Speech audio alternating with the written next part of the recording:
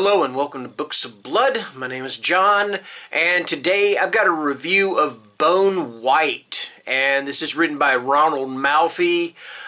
This was published in 2017. I just finished it last night. I read it on my Kindle or my Fire 10 or whatever you want to call it. Anyway, this one has a pretty straightforward plot. So the very beginning of the book, you got this guy named, last name of Mallory.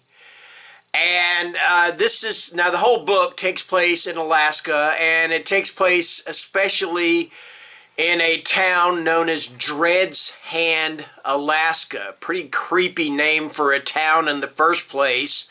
And it's kind of described as like whenever you start to drive into the town, there are like all these crosses alongside the road, you know, really kind of eerie, kind of creepy thing to have. So anyway, this guy named Mallory, he walks into this diner in Dred's Hand. He sits down, has himself, I think, a cup of coffee, and I can't remember what else he has. Anyway, but he basically confesses right then and there that he has killed a bunch of people, at least 8 people that we know of.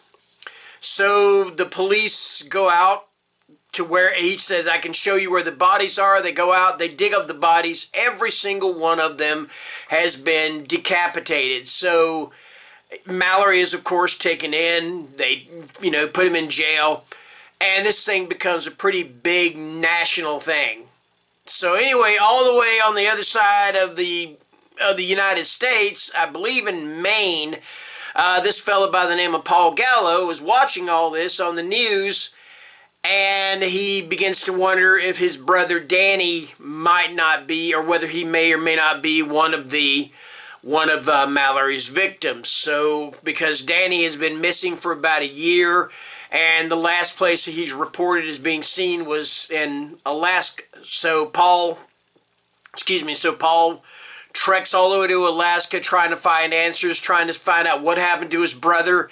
So he goes to Dred's Hand. He talks to the sheriff, I guess she'd be the sheriff. I believe so.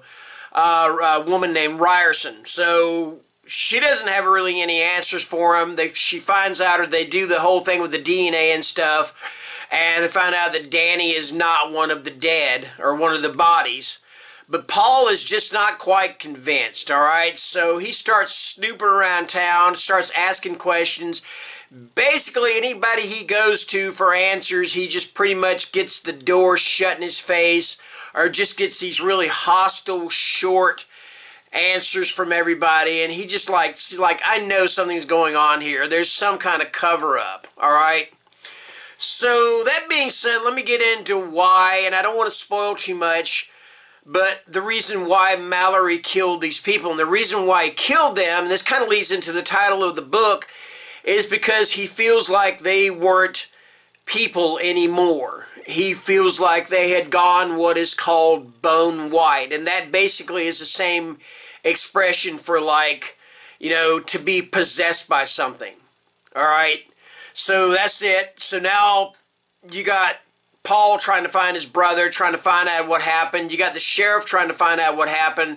And there's a parallel between the things that are happening with this case and some things that happened with the case about, I think, 10 years earlier with this father and son. The father killed the son and then killed himself in the same fashion that Mallory killed these people, all right?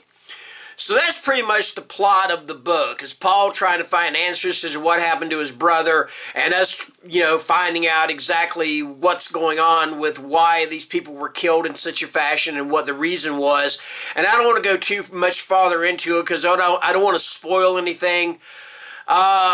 So the one thing I will say about this book, and the reason I enjoyed it so much, of course, the writing is excellent. Ronald Malfi, I've read one other of his books, and that was Little Girls. I really enjoyed that one, but I enjoyed Bone White even more. You know how they talk about these winter horror read and all, and you just want to. I felt this book. All right, I literally felt this book. It was so atmospheric.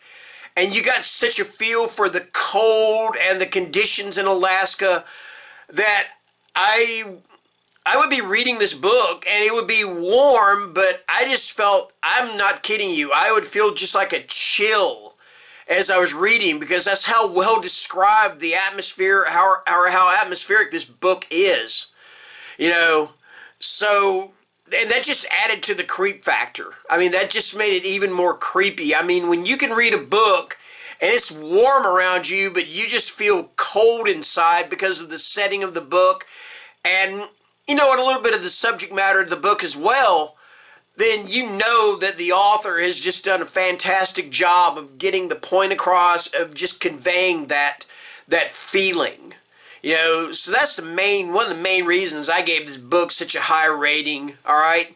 So that's my review. That is my review of Bone White. I just found it to be an absolutely chilling, just a near perfect winter horror novel. You know, in fact, I don't think I've read a novel or a horror novel set in the winter that did this to me the way that Bone White did, all right? So, yeah, awesome book. Loved it, all right?